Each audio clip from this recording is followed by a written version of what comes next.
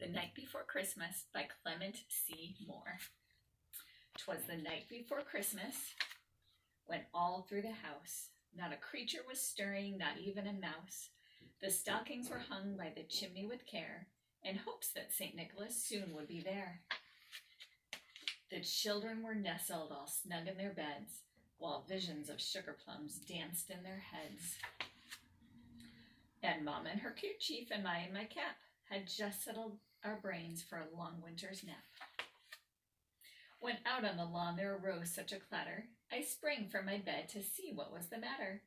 Away to the window I flew like a flash, tore open the shutters and threw up the sash. The moon on the breast of the new-fallen snow gave the luster of midday to objects below, when what to my wondering eyes should appear but a miniature sleigh and 8 tiny reindeer, with a little old driver so lively and quick, I knew in a moment it must be St. Nick.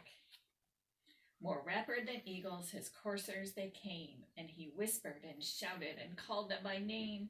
Now Dasher, now Dancer, now Prancer and Vixen, on Comet, on Cupid, on Donner and Blitzen, to the top of the porch, to the top of the wall, now dash away, dash away all. As dry leaves that before the wild hurricane fly, when they meet with an obstacle mount to the sky, so up to the housetop the coursers they flew, with a sleigh full of toys and St. Nicholas too. And then in a twinkling I heard on the roof the prancing and pawing of each little hoof. As I drew in my head and was turning around, down the chimney St. Nicholas came with a bound. He was dressed all in fur from his head to his foot, and his clothes were all tarnished with ashes and soot.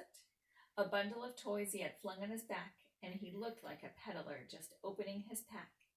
His eyes, how they twinkled, his dimples how merry, his cheeks were like roses, his nose like a cherry. His droll little mouth was drawn up like a bow, and the beard on his chin was as white as the snow. The stump of a pipe he held tight in his teeth, and the smoke it encircled his head like a wreath. He had a broad face and a little round belly that shook when he laughed like a bowl full of jelly. He was chubby and plump, a right jolly old elf, and I laughed when I saw him in spite of myself. A wink of his eye and a twist of his head soon gave me to know I had nothing to dread. He spoke not a word, but went straight to his work, and filled all the stockings, then turned with a jerk. And laying a finger aside of his nose, and giving a nod up the chimney, he rose. He sprang to his sleigh, to his team gave a whistle, and away they all flew like the down of a thistle. But I heard him exclaim ere he drove out of sight, Happy Christmas to all, and to all a good night.